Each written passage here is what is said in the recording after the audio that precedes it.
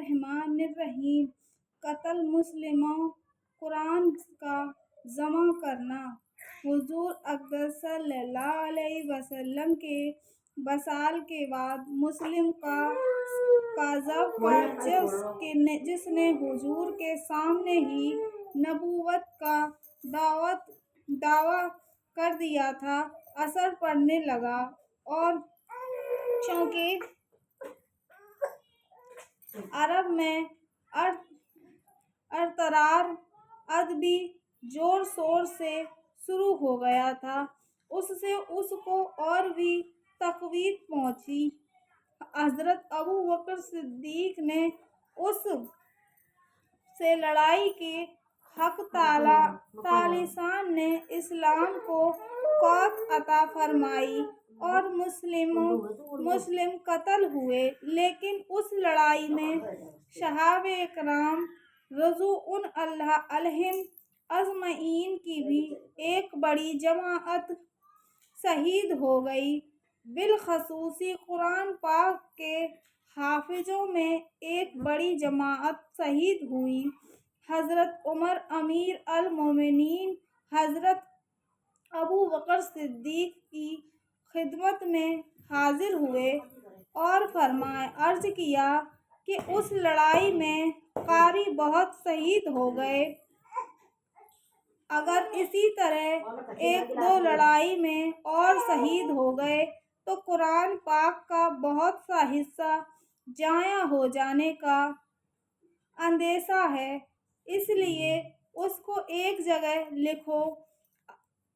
لکھوا کر محفوظ کر لیا جائے۔ حضرت ابوبکر صدیق نے فرمایا، ایسے کام کی کیسے جرأت کرتے ہو جس کو حضور اقدس صلی اللہ علیہ وسلم نے نہیں کیا؟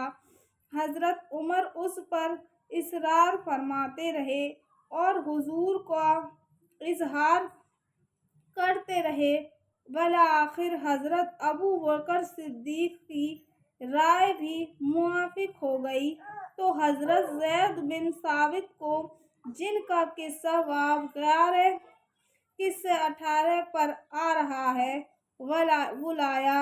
زید کہتے ہیں کہ میں حضرت ابوبکر صدیق کی خدمت میں حاضر ہوا تو حضرت عمر بھی تشریف رکھتے تھے۔ حضرت ابوبکر نے اول اپنی اور حضرت عمر کی ساری گفتگو نقل فرمائی، اس کے بعد ارشاد فرمایا کہ تم جو ان ہو اور ان سمند تم پر کسی قسم کی بدگمانی بھی نہیں، اور ان سب باتوں کے علاوہ یہ کہ خود حضور اقدس صلی اللہ علیہ وسلم کے زمانے میں بھی تم وحی کے لکھنے پر مامور رہ چکے ہو، اس لیے اس کام کو تم کرو، لوگوں کے پاس سے قرآن پاک جمع کرو اور اس کو ایک جگہ نقل کر دو۔ زید کہتے ہیں کہ خدا کی قسم اگر مجھے یہ حکم فرماتے کہ فلاں پہاڑ کو توڑ کر ادھر سے ادھر منتقل کر دو تو تم یہ حکم بھی میرے لیے قرآن پاک کے جمع کرنے کے حکم سے سہل تھا۔ میں نے عرض کیا کہ آپ حضرات ایسا کام کس طرح کر رہے ہیں جس کو حضرت حضور نے نہیں کیا؟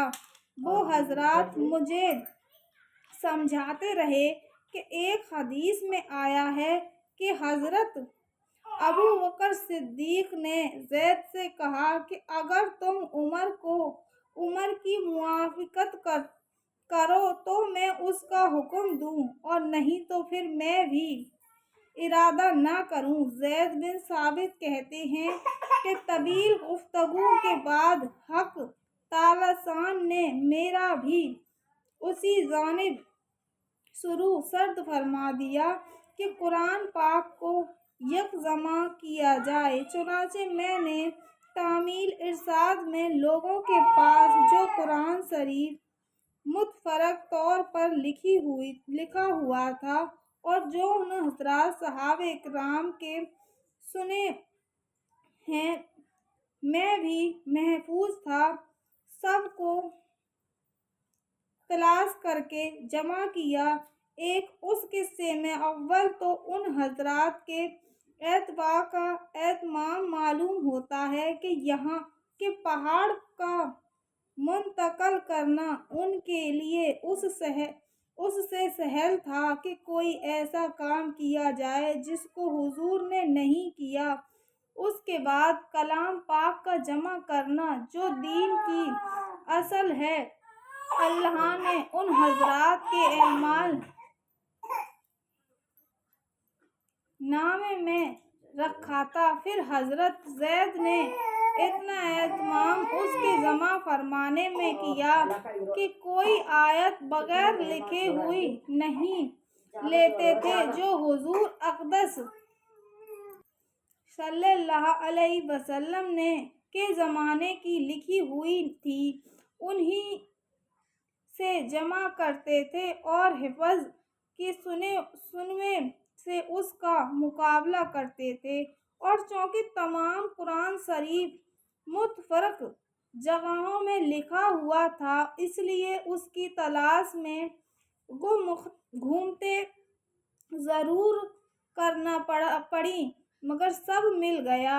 ابی بن کعب جن کو خود حضور نے قرآن پاک کا سب سے زیادہ ماہر بتایا، ان کی اعانت کرتے تھے۔ اس محنت سے کلام اللہ شریف کو ان حضرات نے سب سے پہلے جمع فرمایا۔